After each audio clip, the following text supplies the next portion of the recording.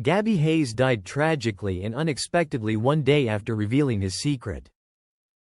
Gabby Hayes was born George Francis Hayes on May 7, 1885, in Wellsville, New York, was one of the most beloved and iconic character actors of Hollywood's golden age, particularly in the Western genre. Known for his portrayal of the grizzled, bearded, and often cantankerous sidekick, Hayes' persona became synonymous with the Old West. Despite playing an ornery, rough-around-the-edges character on-screen, he was well regarded for his professionalism, talent, and genuine nature off-screen. His contribution to Western films and television remains celebrated, and his enduring popularity serves as a testament to the charm and authenticity he brought to his roles. Gabby Hayes was born into a middle-class family, the third of 7 children. His father was a hotel manager, and young George Hayes was exposed to various types of people and travelers from an early age, which likely contributed to his ability to craft memorable characters later in life. Hayes had little interest in acting as a child, instead gravitating towards sports, particularly baseball.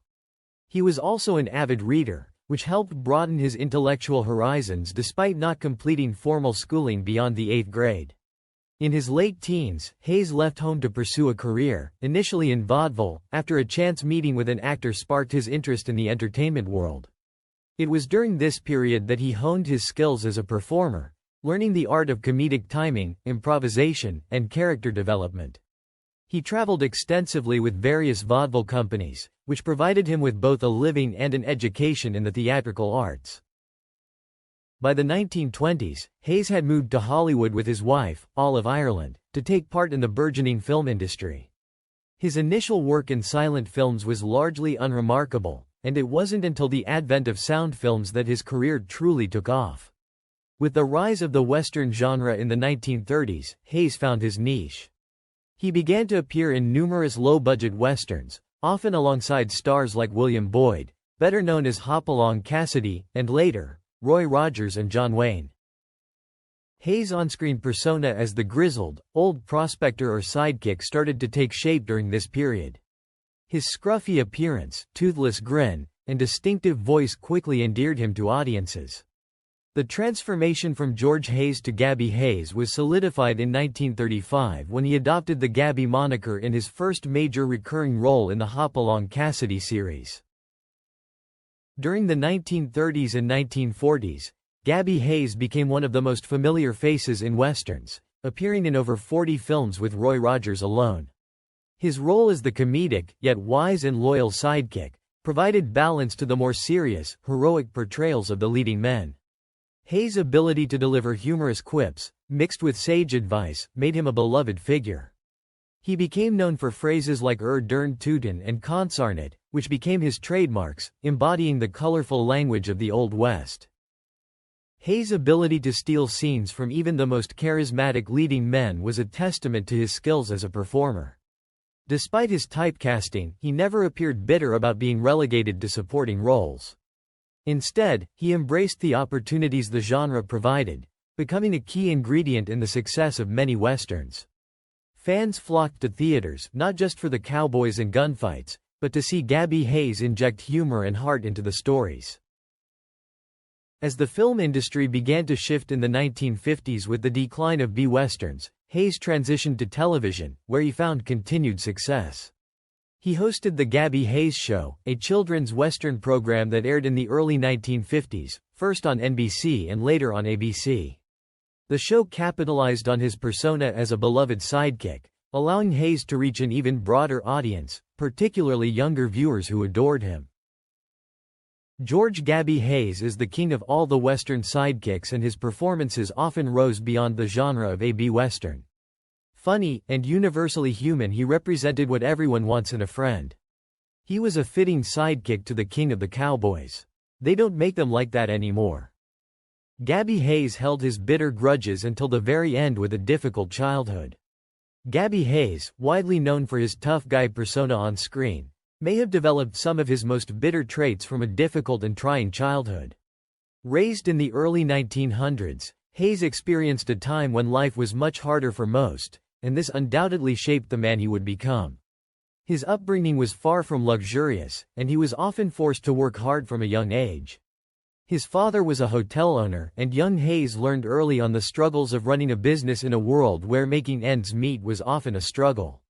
This difficult beginning likely contributed to the deep grudges he held later in life, as hardships in formative years often foster lasting emotional scars.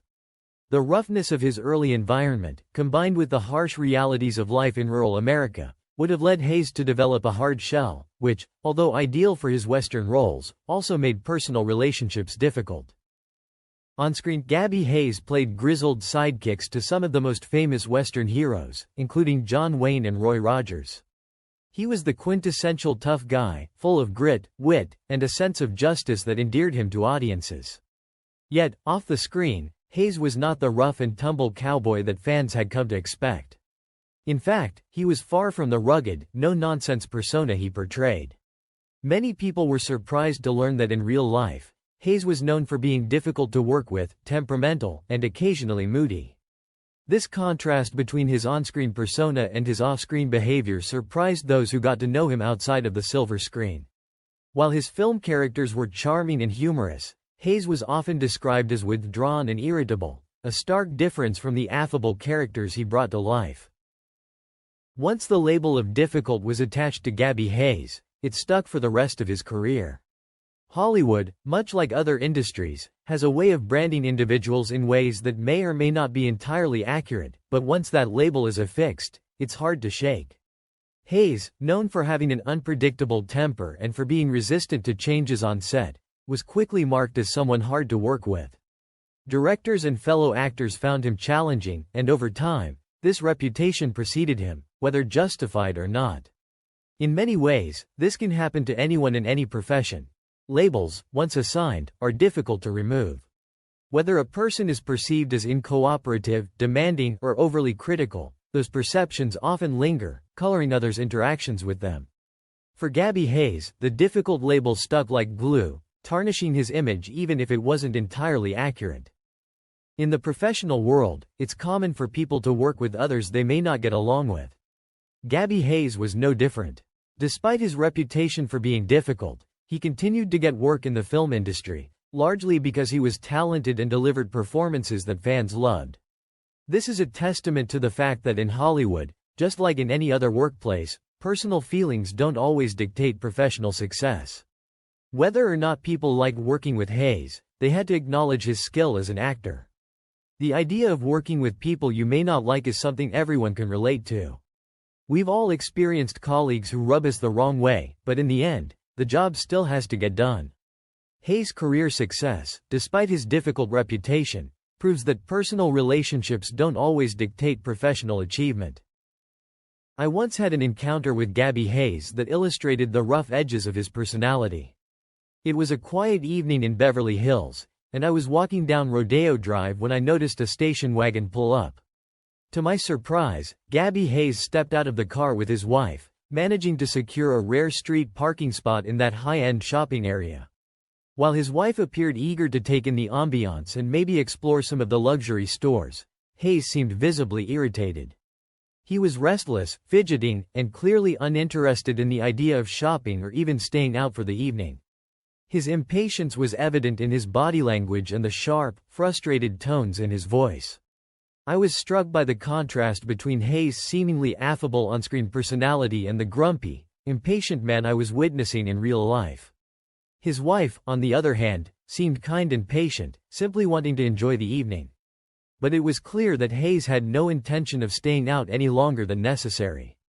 This brief encounter gave me a glimpse into the side of Hayes that his colleagues had spoken about, a man prone to irritation and a far cry from the easygoing sidekick he often played on screen. Gabby Hayes never forgave herself and was self-destructive before his death at 83.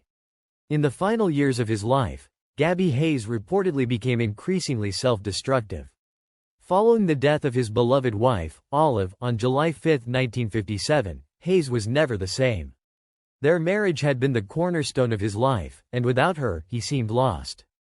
He had no children to carry on his legacy or to comfort him in his old age, and this loneliness weighed heavily on him. Hayes retreated into isolation, managing a small 10-unit apartment building he owned in North Hollywood, California. But even this role seemed to be more about filling time than finding any real purpose. Hayes, who had once been a larger-than-life figure in the world of westerns, now lived a quiet, reclusive existence. His once vibrant career was behind him, and with his wife's death, he was left with little to look forward to. Friends and acquaintances noted that Hayes had a difficult time forgiving himself for his perceived failings, both in his personal and professional life. As the years went by, Hayes grew more withdrawn, consumed by his own regrets and bitterness. He passed away at the age of 83, a man who had once been beloved by millions but who, in his final years, was haunted by the loss of his wife and the grudges he could never let go. Gabby Hayes died tragically and unexpectedly one day after revealing his secret. Gabby Hayes is said to have been ill since his wife died. Early in 1969, he entered St. Joseph Hospital in Burbank, California, for treatment of cardiovascular disease. Hayes died there on February 9, 1969, at the age of 83. He is interred in the Forest Lawn Hollywood Hills Cemetery in Los Angeles.